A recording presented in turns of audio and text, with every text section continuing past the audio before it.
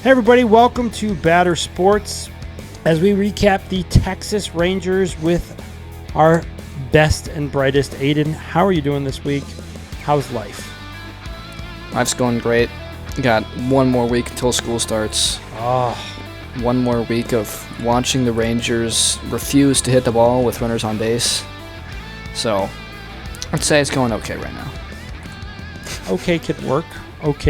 They had a home series this last week. I was pretty optimistic, and I would say that the Rangers let me down. Yeah. Let me down too. But I was like, there's no way they're going to have a bad week after they just had a bad week. And they started off so promising, too. Why don't you just walk us through the week and how it looked and how it ended? Started off 3-game set against a struggling Yankees team that seems to be giving up. And interesting thing about that series is it looked very much in favor for us. Yankees are a team that's very offensive-based, but they have fairly bad defense, and they also have pretty mediocre pitching. Rangers, on the other hand, have best pitching and best defense in baseball, and also like the worst offense in baseball. So it's two teams that are basically polar opposites facing off against each other, but we were at home. First 2 games, I'd say we won pretty soundly. 8-5. First game, we scored 8 runs, which is huge for us. Second game, we only won 2-0, but you do have to keep in mind that was the game in which Nathan Eovaldi pitched an 8-inning shutout. 8 innings, 0 runs, 7 strikeouts, 1 hit, which was an Anthony Volpe 62-mile-an-hour blooper over the shortstop Seager's head. So he basically pitched a perfect game through 8 innings, which brought his ERA down to 1.38 through 19 starts, which is Pedro Martinez-like numbers. And then in the third game, we lost 2-3, which is unfortunate, but hey, you take 2 of 3, you take that. And then we came into the Phillies series. How did you feel after the Yankees? Did you feel like this is going to be a good week? I thought it was going to be a pretty good week. I mean, the last 2 games, we scored 4 runs, which is a little concerning, but you still took 2 of 3, and you win series. That's how you win baseball. We kept up the good, streak at home. I thought we were going to do fine. Going into the Phillies series, again, Phillies and Yankees are 2 pretty decent teams, and we've been really good at home. And so going into the Phillies series, playing at home, I thought we were going to do great. And then we just got butchered. I think the first game set the tone, sadly. The first game of the Phillies, they walk into the Rangers Stadium and beat them up 9-1. That wasn't even. It wasn't even like it was like they didn't even show up to know what they were playing against. It's just the Phillies just beat them on every end of the game of baseball. And it is very, very rare for a team to score that many runs off of us. I'm looking through our past records. The last time a team scored 9 or more runs against us was July 9th. The Angels beat us 11-8. So it was exactly a month ago that a team scored that many runs against us. So it was a testament to the failure of the pitching on that day. And then you have 2 more games against the Phillies, and it just didn't work out. Those were. I don't know. I don't know what to think of it. The 2-4 game was just one of those games that just didn't. It just felt like the Rangers hitting just left them again. Yeah, and this has been a real issue for this team this year. And, we talked about this. The first couple months of the season, this team was horrible offensively, and the biggest issue wasn't actually that they were not getting hits in the scoring position. That's actually what they were doing very well. The issue was that they were just getting like 3 or 4 guys on base a game. But once they got on base, they would typically drive them in. Now, we're getting 5 to 8 hits a game with a couple walks thrown in there. But over the past 6 games, our average with runners in scoring position has been like 130. I mean, it's been really, really bad. So watching this team, it's like, okay, strikeout. Ooh, somebody just got a 10-pitch at-bat and got a single. Oh, and they stole second base. And here's a flyout and a groundout. I mean, that's basically been the story of this team for the past 4 games, inning after inning after inning. It's especially tough for the fans like me because it's like, oh, great, we let off the inning with a single, we're working the counts, we're not striking out on 3 pitches like we have in the past, but it's just not producing results. We're not getting hits with runners on second or third. We're not having productive at-bats when we should be. And it's probably really frustrating for the team as a whole, especially since they're fighting so fighting so hard for this playoff spot, this wild card spot. And they're just so close, but they just can't get it. And the issue with this week, when I look at the previous weeks, they had the greatest 8-1 week right after the All-Star break, which was huge. We were both ecstatic about it. We thought, this is it. They're turning this around. 8-1, great week. The last 2 weeks, and they were 8-1 plus 27 too. They were plus 27, which is huge for them. They were 2-5 with a -8 to close out the month of July, and now this is the first week of August. They're 2-4 with a -7. So 8-1 translates over to 4-9. It kind of hurts it. They're still a little bit above 500, but my 12-10 going into today. You got it. It just has to break one way. I shouldn't say it has to break. Maybe they're a 500 team. Maybe this is how they close out their year. Nothing breaks either way. This is what they've been like. But I keep looking at this team pitching-wise, defensive-wise, and I'm like, you just need the hitting, and the hitting, the players are all there. Yeah. It's not like you don't have, like you're hoping that this one player does something he's never done in his career. You have players signed that have done it in the past. So this has got to be tremendously frustrating for you to watch closing out your summer, going into the school year, because it's like, dear God in heaven. Yeah. It's just like I watched this team, and I was talking to my dad earlier today. I have no confidence if this team makes the playoffs. Their pitching and their defense are incredible, and that's going to help them significantly if they make it to the playoffs. But you can't depend on this team to score more than 3 runs in a game. I mean, they only did that once this week. Their run totals this week were 8-2, 2-1, 2-2. You just can't do that in the playoffs. You're not going to win. And if the clutch hitting has been so horrendously bad with this team lately, I mean, who cares if guys are batting .250 and everyone starts hitting better? If you can't hit the ball with a runner on second base, you're not going to win clutch games. It's just not going to happen. And so, quite frankly, as time goes on, and especially with this week and how, the run totals turned out, I'm losing more and more faith that this team, even if they make a crazy playoff push, would be effective at all in the playoffs. So I've almost started to turn to next year and think about, hey, are guys like Peterson, Berger, Langford, Simeon going to start producing more? Because right now all those guys have OPS sitting in the 600s or 500s, which is just unacceptable for how much we're paying them and how often they're playing. It's struggling to me because they're currently, after the win tonight, they just came back against the greatness that is the Diamondbacks and the Reno Aces bullpen. Reno bullpen, as my father, your grandfather says. They're 2.5 games behind the wild card. They're only a game and a half ahead of the Royals, and they're 2 games above 500, which is nothing for nothing, not going to get it done. When you look at Seattle, since they beat the Rangers, they have been 9-1 their last 10. They're a half a game back of Houston. They're pleasant. They're the first wild card team. Houston and Seattle looks to be playing it out, although I think Seattle hit the sprint button a little bit early on this marathon to the end of the year. So my question to you is, when do the Rangers put together winning weeks? And I say that plural. They just had 2 losing weeks in a row. When do they put 2 winning weeks together in a row? Is that this week? Is that this week, next week? Because you got 7 weeks to go, and you would want to see them start to put, like, of the 7 weeks, 5 out of the 2, you want to have a winning record at this point, especially when you started the last 2 as losers.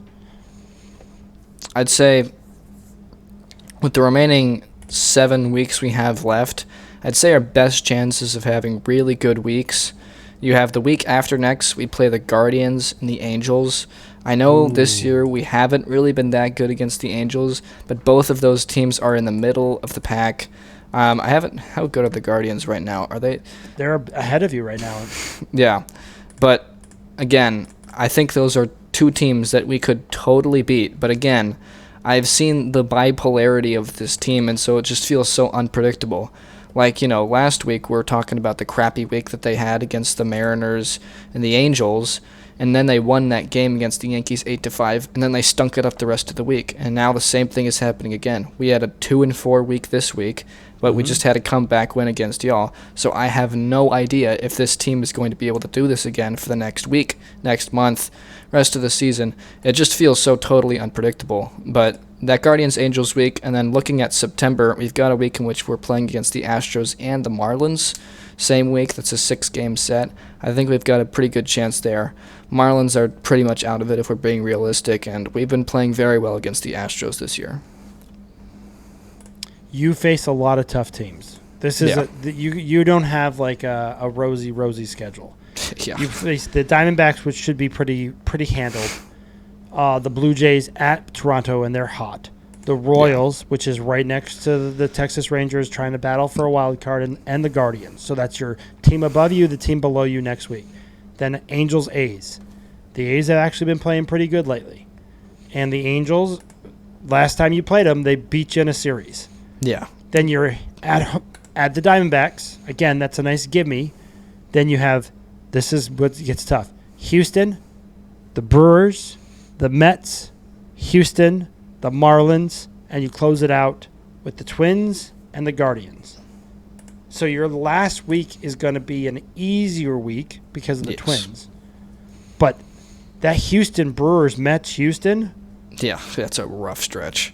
And then nothing for nothing, the Marlins are a good team. They've been playing good baseball. They had a tough week this week, but you have that's your season, everybody. Yeah. And then you're in September. You get swept by the Houston Astros. You get swept by the Brewers. Bye. It's over. And, again, the Mets are going to be fighting. The Brewers are pretty healthy. Houston's going to be fighting. I mean, the Marlins could be fighting in that series if they get hot here in the month of August.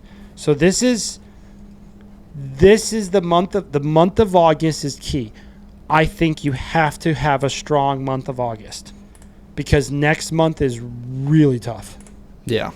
And if you have 2 more bad weeks in August, I'm going to say we can't. You got to call it. You got to just say the team doesn't have it. Yeah.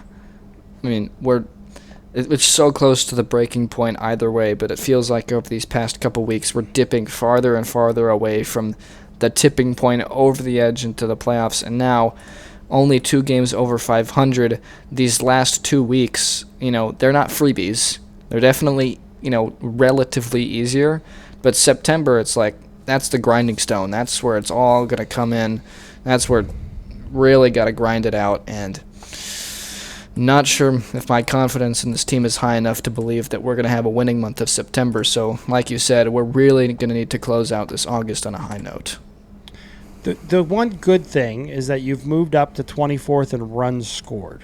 So you've gotten out of the desert. But the problem is you keep visiting the desert. Yes. Like, you have a game where you score 8 runs, but my God, the other 5 games this week were just 2-1. I mean, that's just any way you put it. What did you do? Put the controller down and go get a snack? Like, what's going on? Like, this team is too good for that kind of offensive output. So the Diamondbacks, you get to start this week against the Diamondbacks. You won tonight 7-6. The Diamondbacks should give up in this series over 20 runs to the Rangers. You already got 7. You should get 7 again 2 more times. If you score 2 runs against the Diamondbacks pitching, my friend, I'm telling you, that's terrible. Yeah. Because the Diamondbacks don't have it. Yeah. I don't know if you've seen their pitching is not there. Yes. I've looked comparing the stats. Rangers team ERA is like 3.3 and y'all's is somewhere up in the 4s. It's not good. Like, this is you need to score 20 runs against, and Toronto is. You can score against Toronto, too. They're not. This is true. They already played lights out. You guys can go up there and do some damage. These next 3 weeks for August, to me, are super huge because your schedule in September is rough. Yeah. That is a rough schedule. You need to go like. Yeah. You need a 5-1, 5-1, 5-1, close out August, feel really good that you're 15-3, and then you can lose a couple games and be okay. But, man, this 2-4 stuff, you got to cut that out. This is like eating a bad burger every night and be like, I don't know why I'm fat. Dude, stop eating the burger. Take a walk. Do something different. I don't know what to tell you. I'm scared of September for the Rangers. That's a scary schedule. And all these teams are also, they've got reasons to try and win. Astros fighting for the division spot against the Mariners. Brewers trying to maintain the division there. I forget how many games ahead are they. They've run out pretty wide. They're 6.5. Yeah, right sure. And Mets obviously are trying to break out of the whatever's going on with the Mets right now. And then, we play the Astros again, and who knows if the Marlins put together some divine intervention-esque miracle. They're probably going to be fighting pretty hard because that's going to be like games 1, 2, 3 out of their last 9. So what do you think this week? You got the Diamondbacks for 3 at home, then you're in Toronto. How you feeling? Play 6 games. Ugh. The consistency of this team has been so off. I mean, over the past 2 weeks we predicted 4-2 and they went 2-4 both times. Yes. Oh man, it's been poor. 2-5 and then 2-4. I had them 5-2 and 4-2. God, man, would they be much better off if they did what I said? they were 9-4 instead of 4-9. Oh my gosh. 5 more games on that. You guys are in the playoffs. You guys are with Seattle. You guys are hanging out in the nice air. You guys are still sniffing fumes. Then the AL West actually becomes exciting. I'm going to say this week, I'm going to make a bold prediction. I'm going to say we sweep the Diamondbacks. That's not very bold, but okay. And then we only take 1 from the Blue Jays. So I'm going to say we go 4-2.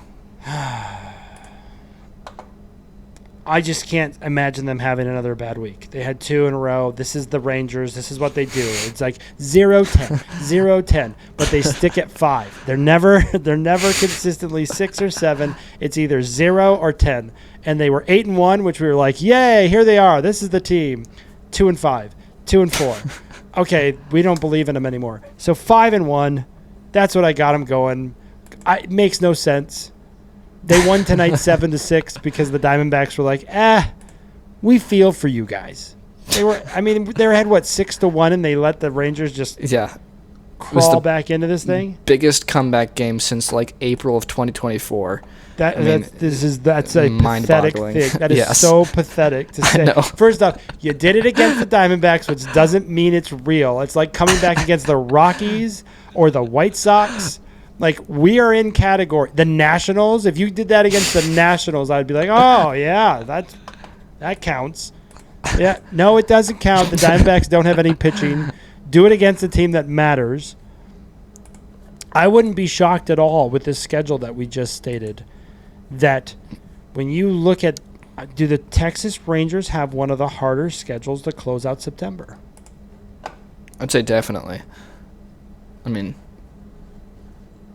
I don't know what the other teams are looking like, but I can't imagine it gets worse than this. The teams that don't have above 500 records are the Diamondbacks, the Marlins, and the Twins. Every other team you face is above 500. And it's considerably, if you think about it. The Mets are 8 games. The Brewers are the best team in the National League right now, and the Astros are the best team in your division. And the Guardians are over 500. This is you don't get the Nationals. You don't get the White Sox. Yeah, no A's. Not even any Angels. It's pretty wild. It's pretty wild. And it's interesting because the Yankees, I feel, are just trying to end it. I feel like it's like the Yankees just, their pitching is bad. Their fielding is bad. They just don't have the it this year, I feel. Yeah, man. They're going to keep up their, 35 season-long stretch of having a winning record, but they're just not going to be able to do anything with it again. So I'm just going to tell you, here's what the Yankees finish out in September, and you're going to laugh a little bit, but here's what they got. They start off with Houston, then they face the Blue Jays, then they face the Tigers, then they face the Red Sox. So we can agree that is a brutal start to September. It better get a pretty bad whipping there. So then they end it with the Twins, the Orioles, the White Sox, and the Orioles. Oh, okay then. So you could literally see the Yankees go like start the month off with 2 wins in 2 weeks and then finish it off with 10 wins in 2 weeks because they faced the Orioles twice and the White Sox and the Twins. So still, I think that schedule is easier. It's just when you stack those teams together, Astros, Blue Jays, Tigers, Red Sox, brutal. Now, the Orioles, at the beginning of the year, I would have said, ooh, that's a tough ending. Yeah. The Orioles are terrible. Not anymore. But the end September, this is the end August. This is the thing. You're trying to catch one of these teams, and the Yankees are one of those teams. They face the Twins, the Cardinals, the Rays, the Red Sox, the Nationals, the White Sox. They face some pretty crummy teams. So to beat Texas, you got to hope the Yankees kind of wet the bed a little bit here, because the Yankees have a nice amount of teams there that are not that good. Yeah. This is going to be interesting. I got them 5-1. You got them 4-2. Yeah. At this point, I'll just put this way. If I was the Rangers manager, we need to sweep the Diamondbacks. This is not a want. This is a need. You need to stack wins. If there is a time is of the essence. We've been playing around 500 all year long. We need to be better than this. There's a bullpen we're gonna slam 5 home runs a game against. It's this one. Can they do it? Here's an interesting prediction my dad had. Wyatt Langford hits 3 home runs, gets 3 stolen bases. We sweep the Diamondbacks. He's got 1 home run already, and he has not hit a home run or stolen a base in over a month. So I think he's about to get really hot. You need him to get hot against the teams that are not called the Diamondbacks. This is true. Who are the Diamondbacks pitching against you this week? That's what I want to see. So this game's already done. The Diamondbacks have lost. Tomorrow, the Diamondbacks. Oh dear God. So we're just pitching a reliever because we don't have anything else. So you get a couple Reno guys, and then you get Zach Gallen, who was our Game 1 starter in the World Series with his 5.31 ERA. I wouldn't feel happy about this, but given the fact that there have been pitchers we've faced playing for teams like the A's and the White Sox that have pitched 6 scoreless innings against this offense with ERAs upwards of 4, 5, or even 6, we should score 7 runs, but if there's something that the Rangers are experts at doing, it is not doing things that they should. If you don't score 15 runs tomorrow, you need to sell the team. You need this. We are starting relievers tomorrow. Tomorrow, our starting pitcher will give us hopefully 2 innings. That is his best outing, is 2 1/3. He can go 3, but that was against the White Sox, so let's not count that. He's a good 2-inning starter. Then you get the bullpen. And I'm just going to tell you, the bullpen, as me and my father always say, the bullpen is there to help you lose the game. It does not hold a lead. Every single pitch is like, this could be the end of it all. So you should be shooting for 15 runs tomorrow. And Zach Gallen, you guys should have a good 7-run game there. So, there's your start. You guys should treat us like the Rockies were treated by Toronto last week. You should be taking out your nice bats and being like, oh yeah, this is the bat that's going to be fed all week long. There you go, folks. This is the Texas Rangers, or as we like to say, the average Rangers, because they haven't been anything but. I'm worried about September, and we're not even there based on their schedule. The sweat starts building on the fans.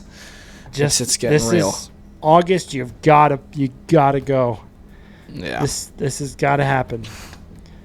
So, you have them 4-2. I have them 5-1. Thanks as always, Aiden, for joining. Thank you for subscribing, liking, and sharing as BadderSports reflect on the Texas Rangers. We have 7 more weeks of this, and the last 4 could be downright depressing. Yeah. But the good news is he has tissues, and I am a very good therapist. As always, thanks for joining, everybody.